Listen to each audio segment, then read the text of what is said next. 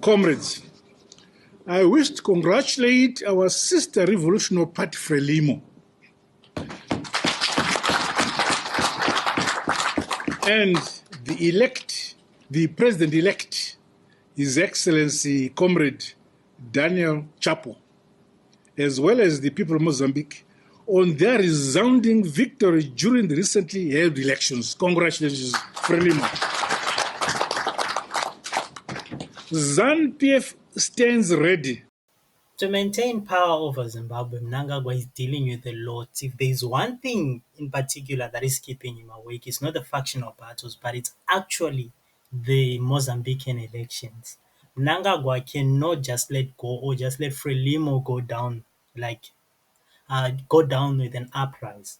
What does this uprise signify to Mnangagwa though? Emerson Dambudzo Mnangagwa knows the true outcome of all elections in Zimbabwe, and he knows where he stands is losing. And he also understands that in ZANU-PF he doesn't have a lot of people that actually like him. If they would go to vote, he'd actually lose. He's dealing with quite a lot. However, when it comes to the issue that is happening in Mozambique, it will serve as encouragement for the general Zimbabwean population, whether you are part of the law enforcement, civil servant, or anyone in that particular sort. You would take place in the protest action or in the uprising against Mnangagwa's government. He knows that people are frustrated with this government, yet he doesn't want to change. He's so arrogant.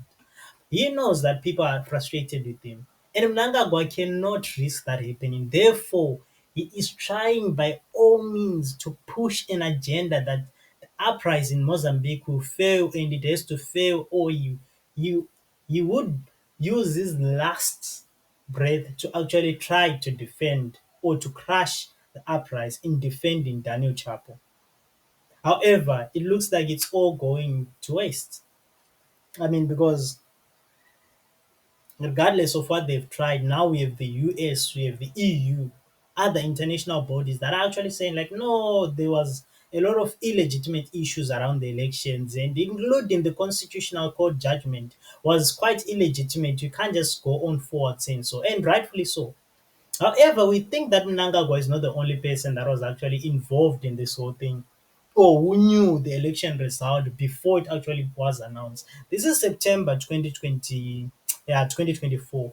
And at this point, Daniel Chapo is a presidential candidate of Mozambican election for FRELIMO. So he was an SG of FRELIMO, but at this point he's not a, what can you call it? He's not a minister, he's not anything of that particular sort. Yet he's visiting the union buildings of South Africa as if it's a state building, visiting Ramaphosa. One tends to wonder, what were they discussing? What were they talking about? And if Ramaphosa or if the government of South Africa would want to argue that no, they're trying to cement the relationships, given that the election race had a lot of candidates, presidential candidates, it should be also inviting Venenzo Mondlane. He should also be inviting the other candidates that I don't remember. He should also be inviting a lot of people that I quite cannot remember, not just a FRELIMO candidate. So for me, this would seem that the ANC kind of also understood that the outcome would be that Mnangagwa already knew what was going to happen. However, they are not the biggest losers they're quite losers actually if this uprising actually goes through and Daniel Chapo is overthrown. Therefore, they are calling for a government of national unity in Mozambique just to keep FRELIMO still in power. However, back on the Mnangagwa issue, Mnangagwa understands that in Zimbabwe there is a general frustration amongst the populace of the country, a general frustration, and these people now they understand that elections they don't work. They understand that they do not have representation in the cabinet. They do not have representation in parliament. They do not have representation in the judiciary. Mnangagwa has captured them all. So their voice or their sense of feeling that they have power to actually decide on the rule of the country is diminishing. And that brings about frustration. And that frustration it's like a demo that is being like, it's like it's being stopped by demo, and the flood keeps on increasing. Some point, at some particular point in time, it's going to burst, and Mnangagwa is scared of this moment that it's going to happen. And when it happens, it will be a very violent frustration, because if they understand that votes no longer work, if they understand that you're going to play the shabangu games and chamisa games, one thing that they will think about, it's either going to the streets and actually marching. And it's not as if Mnangagwa is like Putin, who can, what is this, rig elections and still maintain a very strong economy.